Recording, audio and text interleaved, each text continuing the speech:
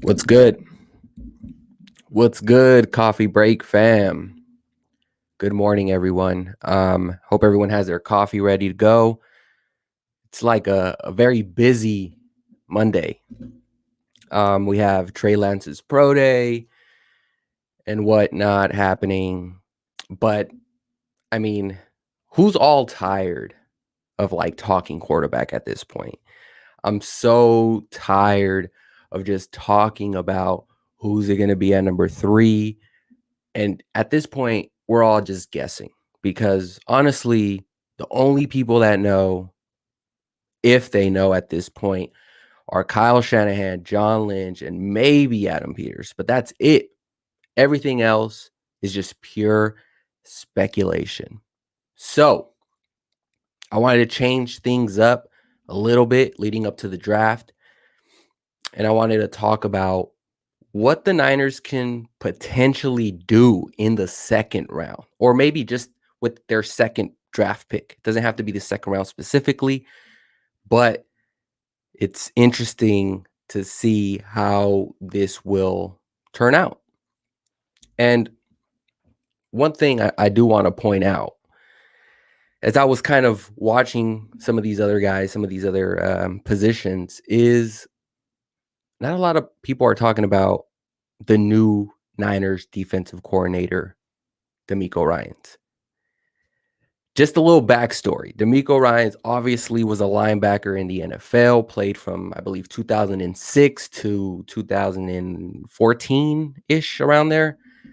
And traditionally, he played for Houston, played for the Texans, played for the Eagles, traditionally played the 3-4 scheme. And so with that, the Niners also picked up the outside linebacker Samson Ebukam this recent offseason. So it has me thinking, are the Niners going to maybe change things up defensively and run more hybrid, maybe a 3-4 scheme throw in there?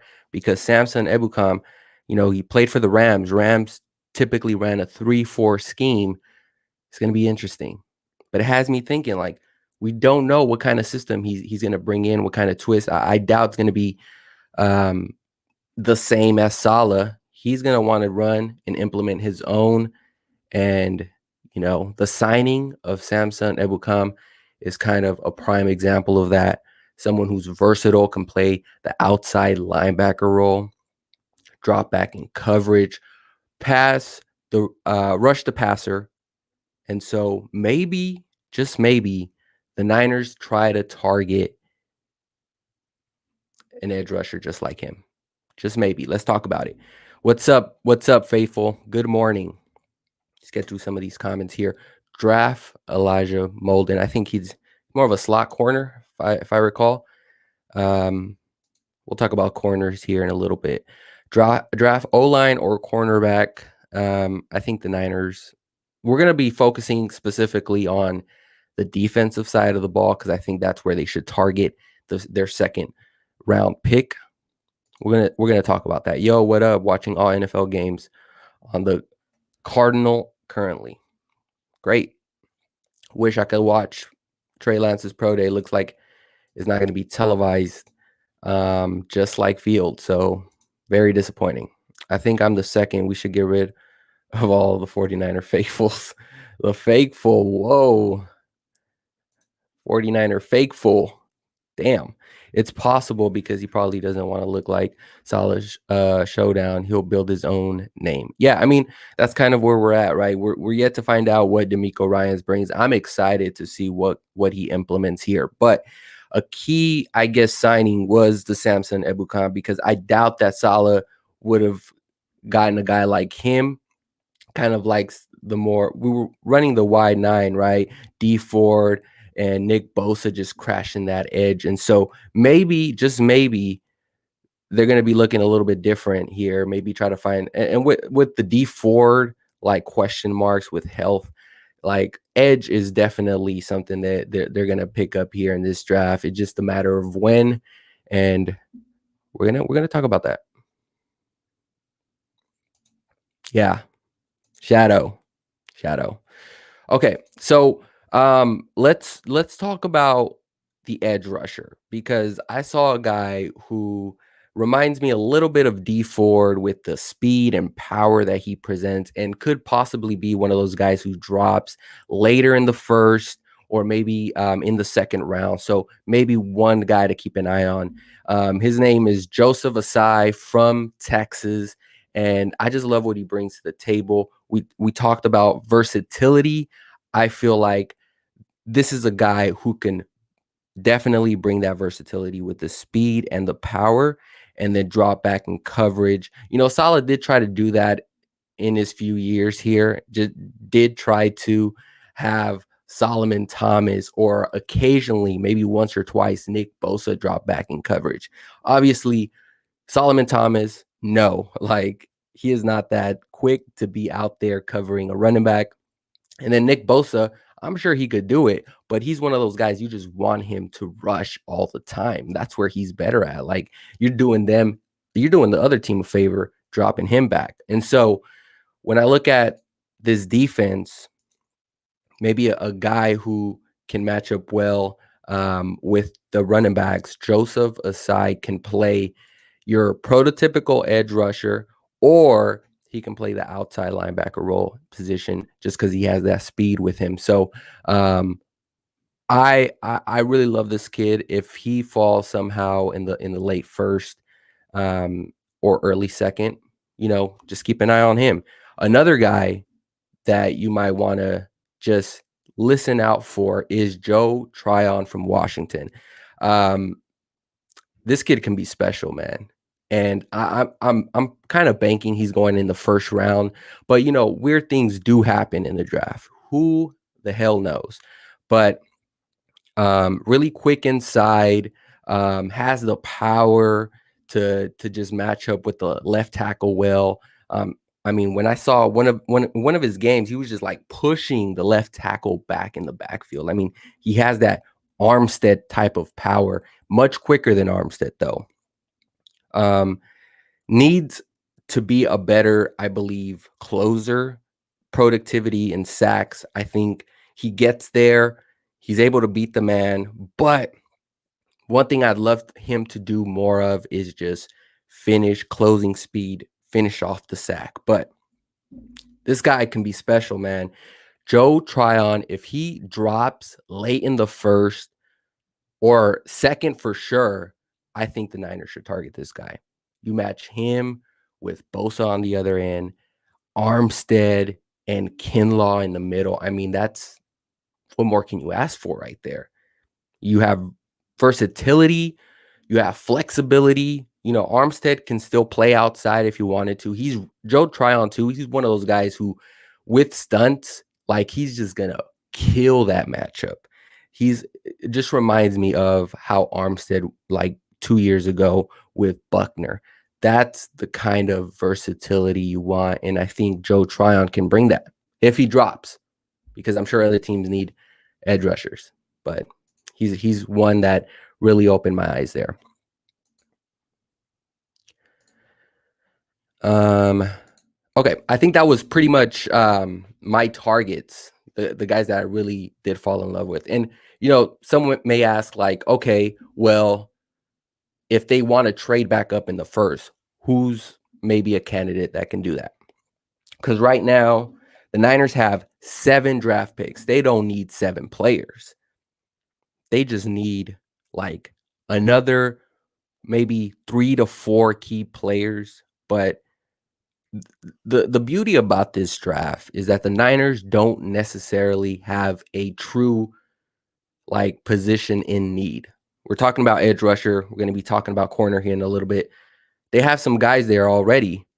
If you can maybe bring in a guy to compete or play a pivotal backup role, then that's when now we're cooking here.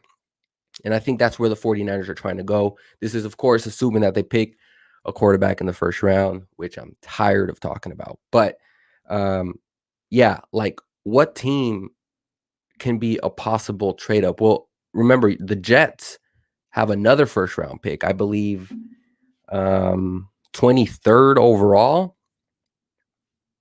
The Jets, maybe. I mean, they're rebuilding. They probably need more draft picks. Obviously, they know each other, solid.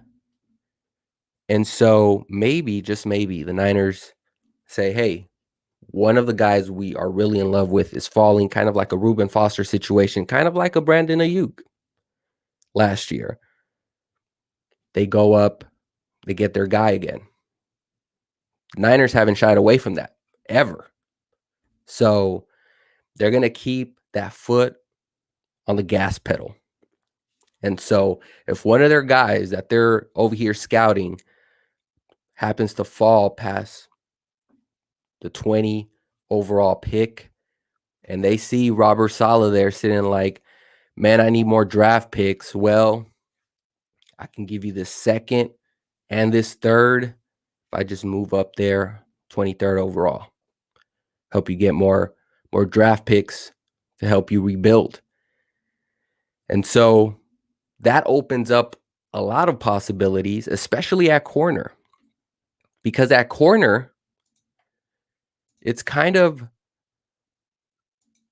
interesting. Caleb Farley from Virginia Tech. I mean, he's probably going to go one of the first guys to go. Patrick Surtain from Alabama, of course. But then there's conflicting sort of, I guess, feel for J.C. Horn, right? Can you imagine if J.C. Horn is there at 23 and Saleh's like, yeah, I want this guy, but then the Niners call with a good offer, trade up to get J.C. Horn? I mean, that's the dream pick right there. You get a quarterback, number 3 overall, and then you trade up at 23 with the Jets to pick up J.C. Horn. I mean, that's checkmate. You could take the rest of the weekend off. I'll be okay. But J.C. Horn, like if he just falls late in the first, I would love the Niners to get aggressive there. I've talked about J.C. Horn a little bit, but the thing I like most about him is that he's just a bulldog out there. That's what I like in players. I like players who just love to compete, and you can see that on the field, especially corner. Corner is a very testy position. Wide receiver is going to be chirping. Corners chirp. But there's nothing, you can talk the talk, but if you walk the walk, that's what I want to see. And so J.C. Horn, I think, does both. Can get a little feisty there. But there's other good guys that maybe you can get later, maybe in the second. If you look at some of the Georgia corners, Tyson Campbell, kind of built like Akello Witherspoon, like 6'2", around 185. He can be like Akello Witherspoon's replacement. And obviously he's gone up against maybe 3 receivers that are going to be taken in the first round in Alabama: Devontae Smith, Jalen Waddle. So, I mean, he has experience with that. I wouldn't be comfortable taking him in the first. Still love J.C. Horn over him.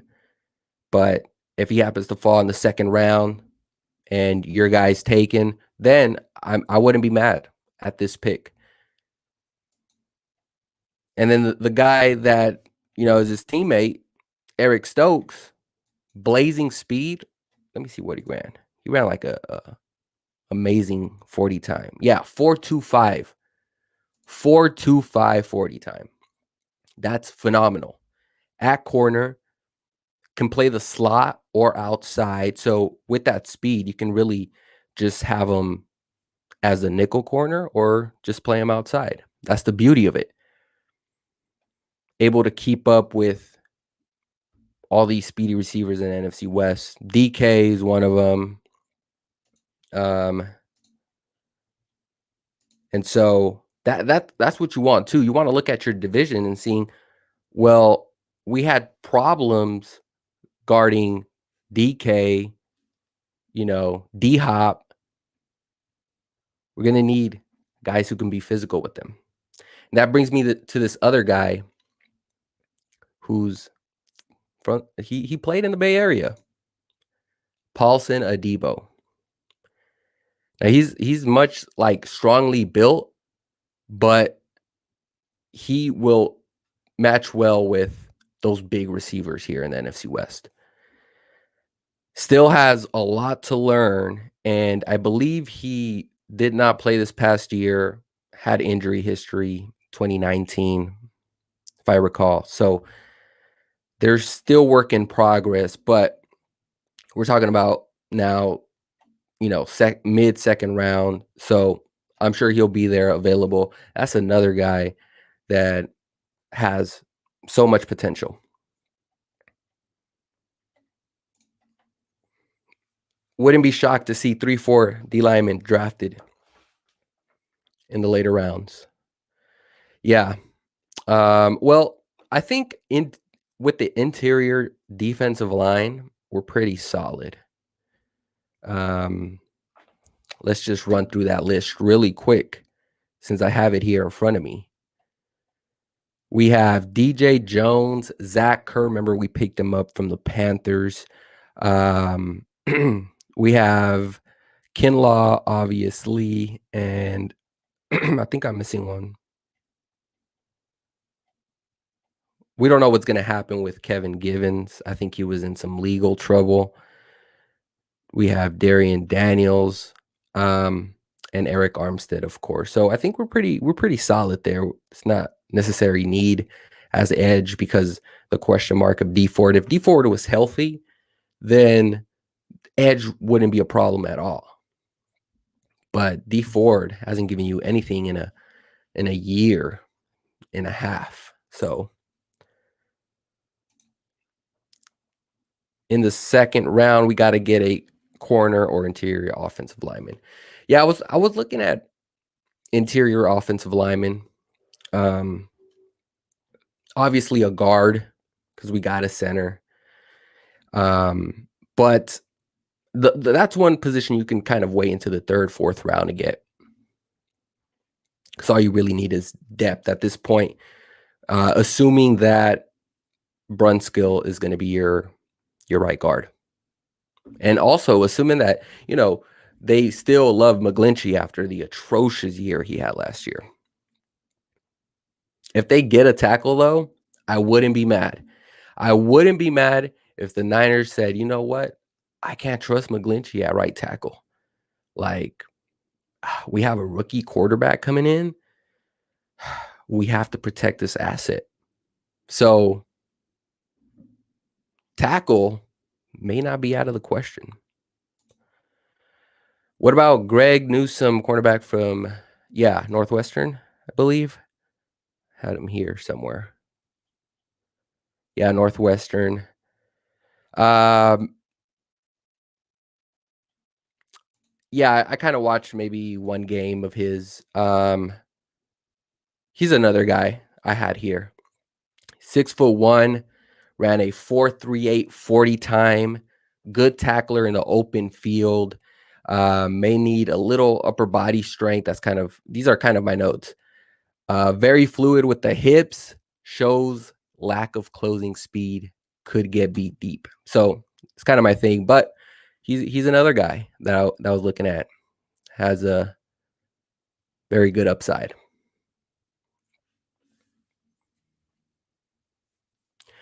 We have at corner, we still have, let's run through the corners really quick. So we have Emmanuel Mosley, Jason Verrett. Assuming that we don't get like a top corner in this draft, those two are our starters, right? Then we have Tim Harris Jr., who we drafted like 2 years ago, hasn't played. Ken Webster, K'Wan Williams, who's our nickel corner. Then we have that's pretty much it. We have other guys like Mark Fields, Adonis Alexander. So to me, it's clear that corner is another position that you go after. Edge, corner, defensively, those are the things. And we touched on D'Amico Ryans starting the show, but let me just kind of inform y'all that he played linebacker, right? D'Amico Ryans was a linebacker. It kind of hints that maybe the Niners want to get another linebacker. No, is not to threaten Fred Warner. You have to extend the guy. Please, John Lynch, if you're watching the show, please, I'm begging you, don't trade Fred Warner. Please keep him. But does beg the question, should the Niners maybe get another linebacker? We have Greenlaw, Aziz. Who else we have? I got him right here. Linebacker. Jonas Griffith. He's kind of more of a outside linebacker type. Nathan Gary. Again, he's one of those guys, special teams. Demetrius Flanagan Fouls. He's kind of a surprised. He played well in his snaps that he had last year. He really played well. But maybe the Niners are looking at, okay, if we're going to run a 3-4 scheme, assuming, right, maybe D'Amico Ryans wants to change things up a little bit. They're going to need another linebacker to go along with that. Maybe it's a outside linebacker, or maybe it's a guy who you're comfortable enough to rotate in for Greenlaw, play more so the will role than anything, because you're not taking out Fred Warner. You're not rotating him out. But keep the fresh legs going. Maybe, just maybe, something to consider.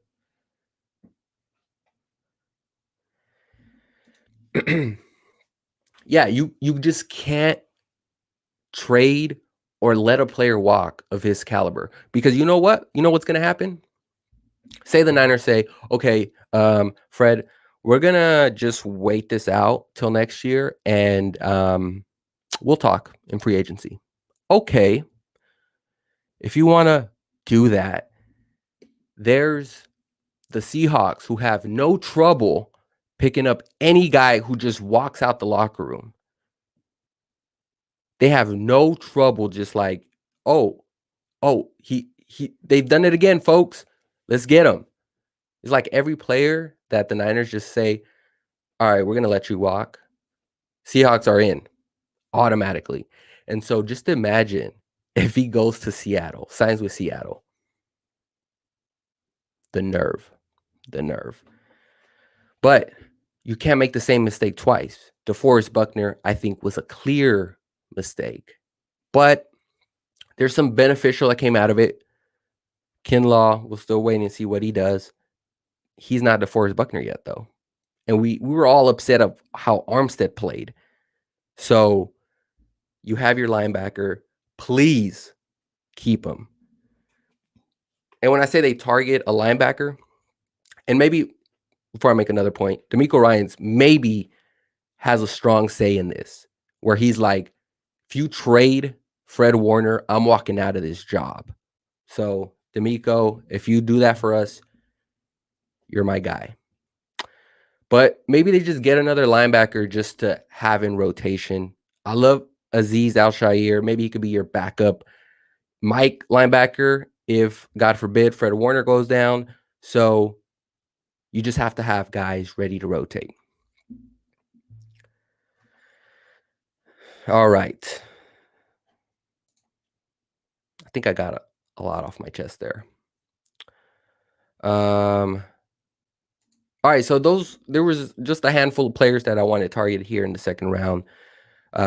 Just to recap, Joseph Asai from Texas. I love his versatility, power, speed. Joe Tryon from Washington. He's a guy that has upside potential.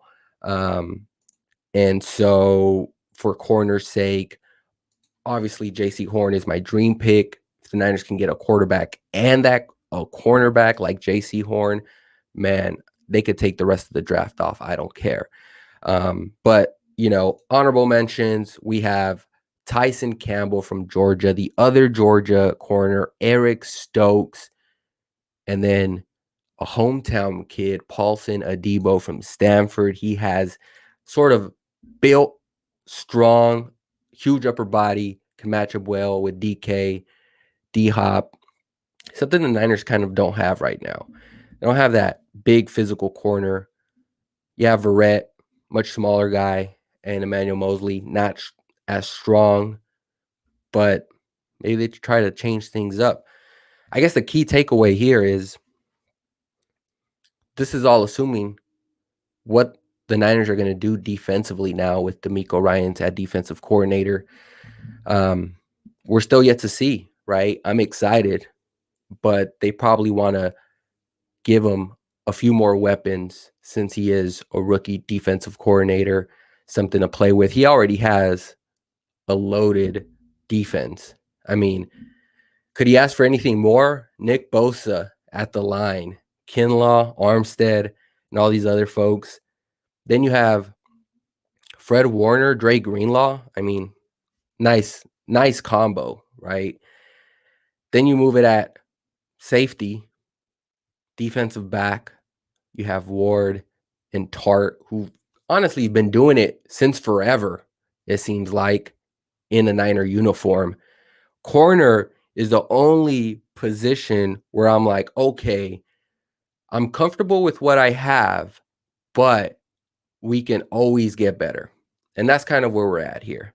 Corner would be my number one pick after quarterback in this draft, followed by edge rusher, followed by interior offensive lineman, followed by wide receiver, and then running back. So I guess the beauty of this all is something I've kind of talked about before they moved up to number 3. Me, and shout out to Aaron from First and Faithful. He was like, the Niners can allow the draft to come to them and draft the best possible player available because they don't have a real pressing need.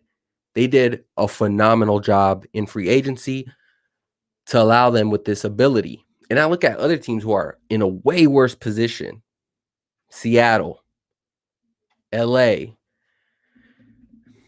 who don't have the luxury to move around in the draft because they don't have no draft picks. The Niners have that luxury. 7 draft picks. 7. Let me read them. Obviously, round 1. They have the number 43 overall pick in the second. They have a 3rd round pick, a 4th round pick. They have, it seems like, 3 5th round picks, a 6th round, and a 7th round. Look, they're not going to need all these picks. They have more than 7, it seems like. Yeah, they have like 9. But they're not going to need all of these picks. So eventually, I can see the Niners moving up, moving around, either late in the 1st, early in the 2nd. Again, if they have one of those guys that they're really pinpointed on and they see him drop, they're making a move. So it'll be interesting to see how everything turns out. Have we gotten any update on the Trey Lance situation? Like, any highlights? Checking Twitter right now. I see nothing. It's probably coming up still. Yeah, still hasn't happened. Well, I wanted to catch a early live stream. Look, I still have my coffee. I hope everyone has had their coffee or maybe drinking some coffee here at work. But again, I want to remind everyone I will be doing a live show here on the 29th, which is the first round of the NFL draft. So probably be on an hour before the draft starts, just to have a little pre-party, like, warm up. I'm trying to get Ron from First and Faithful to join me. We're gonna have a fun time, regardless of who they pick. We're all gonna be rooting for them. So I'm looking forward to it, and also just to talk about how this NFL draft turns out. There's always something crazy, someone reaching for a guy in the first round that nobody thought would go in the first round. So that's always exciting. But yeah, I think that's it, folks. I think we're gonna call it a live stream. So I want to thank everyone for joining in. Probably do another live stream either later today or tomorrow, talking about the Trey Lance's pro day and whatever comes out of it. You know, there's going to be so many reports like Niners are 100% in on Trey Lance or 99.9% in on Trey Lance. Here's the sports book. Everyone's betting Trey Lance is going number 3 overall. It's just a game. It's just a game within the game. Like I told y'all, I'm tired of even just mentioning who's it going to be. Nobody knows. Nobody actually fucking knows who's it going to be. We're all fucking guessing here. At this point, everyone's just saying who they want it to be. But as always, appreciate you guys tuning in, and we'll see you on the next live stream. Peace.